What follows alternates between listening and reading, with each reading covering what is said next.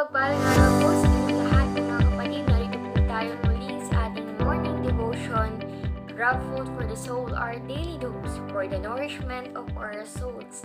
Simulan po natin ang araw sa pagbubulay-bulay na makalakad tayo sa isang mapayapang pamumuhay. Ang pamagat po ng ating pagbubulayan sa umagang ito ay si Jesus ang pagkain at inuming nagbibigay buhay part 2. Ang ating batayang talata ay masusugpungan sa Juan chapter 6, verse 35.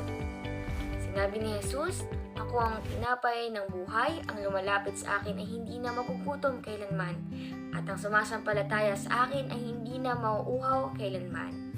Salamat at purihin ng Diyos sa ating pagbasa at pagkarinig ng kanyang mga salita.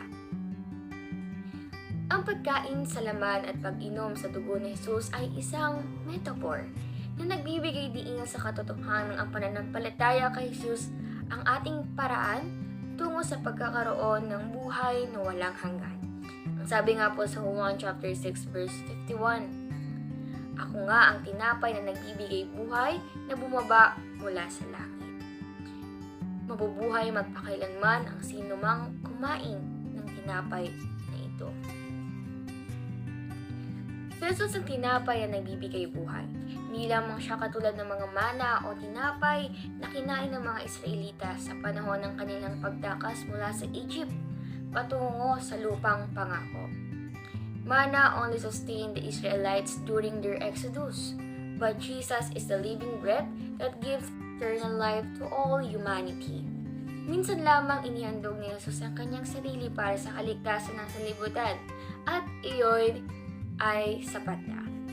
Ang mga pari sa lumang tipan ay paulit-ulit naghandog o ng mga animal sacrifices para sa kapatawaran ng mga kasalanan ng tao. But Jesus' great sacrifice was made just once and for all. Ang pagtanggap kay Jesus bilang tinapay at tubig ng buhay ay kailangang gawin ng may pagmamadali o urgency. Hindi ito dapat ipinagpapabukas o ginagawa ng wala sa loob. Mga kapatid, tayo po ba ay nakakaranas ng matinding gutom? Natatandaan po ba natin kung paano tayo kumain ng sandaling iyon? Kapag po tayo sobrang gutom, kakain tayo ng may kasiyahan na para bang inaasam ang pagkain na matagal na nating iniintay at maririnig ang masayang tunog sa ating pagmuya. Ito kailangan gawin ng tao kay Jesus bilang tinapay ng buhay. Tanggapin siya ng may pagmamadali, may intensity, may passion, may urgency. Ang kaaway gumagawa ng impression sa ating mga puso. Matagal pa naman ang muling pagbabalik ni Jesus o mahaba pa ang buhay, kaya't i-enjoy muna ang sarap na inaalok ng sanlibutan. Sabi nga po sa 1 chapter 1 verse 14, ang salita ay naging tao at naninirahan sa piling namin. Nakita namin ang kaluwalhatian, tunay na kanya bilang kaisa-isang anak ng Ama. Siya ay puspos ng kagandahang loob at ng katotohanan. Naging posible lamang ang pananampalataya at buhay na walang hanggan dahil sa pagkakatawang tao ng Diyos sa pamamagitan ni Jesus. Nang ang tao ay magkasala, hindi niya na kayang iligtas ang kanyang sarili. Ngunit, dahil sa pag-ibig ng Diyos sa sangkatauhan, siya mismo ang gumawa ng hakbang kung paanong ililigtas ang pinakamahalagang manilikha, ang sangkatauhan, sa mamagitan ng pagsusugo sa kanyang bugtong na anak na si Jesus. Ang pagkain sa laman at pag-inom sa dugo ni Jesus ay nangangahulugan ang pagsunod sa kanyang mga utos, tagubilin at halimbawa. Kapag tayo nagsasalita, dapat parang ang naririnig ng tao, mga kapatid, ay si Jesus. Kapag tayo ay ginagawang anuman, parang ang nakikita ng tao ay si Jesus, bunga nito ay gagarantiyahan ni Jesus na siya ay isa sa atin. Hindi niya tayo iiwan ni pababayaan man. Ang kanyang kapangyarihan ay isa sa atin. Ang kanyang kabanalan ay isa sa atin. Ang kanyang kaluwalhatian ay isa sa atin. Ang pagkain sa laman at pag-inom sa dugo ni Jesus ay nangangahulugang tayo nabubuhay dahil kay Jesus. Si Jesus ay hindi lamang pinagmumulan ng buhay, kundi siya na ang ating buhay. Tulad nga po ng sinabi ni Pablo sa Filipos chapter 1 verse 21. Sapagkat para sa akin, si Kristo ang aking buhay, at kahit kamatayan ay pakinabang. Ayun po, buhay siya para kay Kristo. At maging ang kamatayan ay hindi pagkalugi, kundi pakinabang.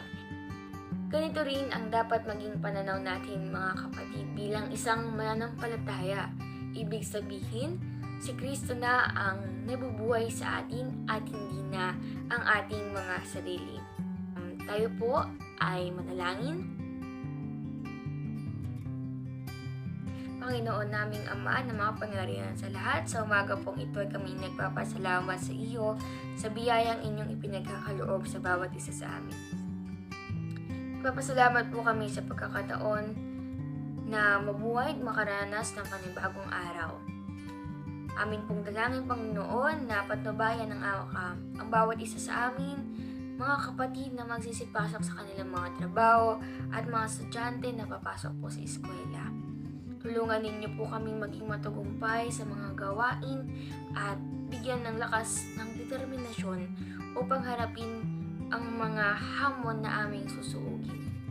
Panginoon, dalangin din po namin ang mga kapatid namin may karamdaman, buuin niyo po makaranas po ng kaginhawaan at kagalingan. Ito po ang aming dalangin sa matamis na pangalan ni Jesus. Amen. Papuri at pasasalamat sa Panginoon. Salamat po sa inyong pagsama sa pagbubulay-bulay ng salita ng ating Panginoon. A friendly reminder sa bawat isa sa atin, be Christ-like in your workplace today. To God be the glory.